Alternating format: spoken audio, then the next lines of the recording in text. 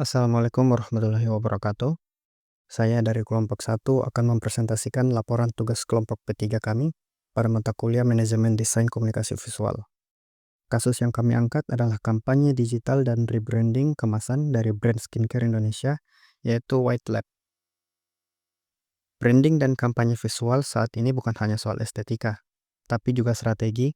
Desain kemasan dan komunikasi visual menjadi alat untuk meningkatkan kesadaran merek, engagement, bahkan penjualan.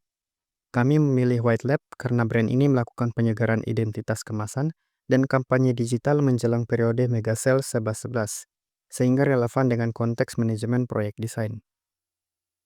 Pertama, manajemen proyek. White Lab, White Lab menyusun timeline dengan milestone utama pada 11.11. Anggaran difokuskan pada desain kemasan, produksi, dan iklan digital. Risiko yang diantisipasi antara lain keterlambatan produksi kemasan dan kemungkinan respons negatif dari audiens. Semua aktivitas dievaluasi melalui metrik kampanye seperti engagement, traffic, dan return on ad spend. Kedua, manajemen kreatif. White Lab menyegarkan identitas visual melalui desain kemasan baru.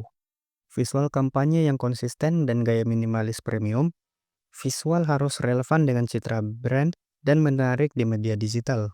Keterbatasannya tentu ada pada biaya produksi kemasan dan waktu yang terbatas sebelum peluncuran kampanye. Ketiga, manajemen klien. Klien dalam hal ini adalah manajemen White Lab. Mereka ingin kampanye berdampak jangka panjang, bukan hanya sesaat. Proses komunikasi dilakukan melalui brief yang jelas dan revisi jika diperlukan. Validasi desain juga dilakukan lewat riset audiens, sehingga visual yang diluncurkan sesuai kebutuhan pasar. Keempat, manajemen tim. Peran dibagi ke project manager, desainer kemasan, art director, copywriter, dan marketing digital. Koordinasi dilakukan secara berkala untuk menyamakan desain kemasan dengan materi promosi digital. Jika ada konflik, seperti antara estetika dan anggaran, penyelesaiannya diputuskan oleh project manager. Keempat elemen tadi tidak berjalan sendiri. Manajemen proyek memberi struktur, manajemen kreatif menghasilkan visual, klien memberi arah dan validasi, sementara tim menjalankan eksekusi. Integrasi inilah yang membuat kampanye White Lab berhasil.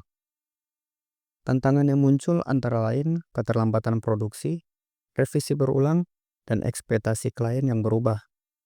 Pelajaran yang bisa diambil adalah buat timeline realistis dengan buffer waktu, validasi desain awal sebelum produksi massal, brief klien harus jelas dari awal, kolaborasi tim harus terbuka dan terstruktur.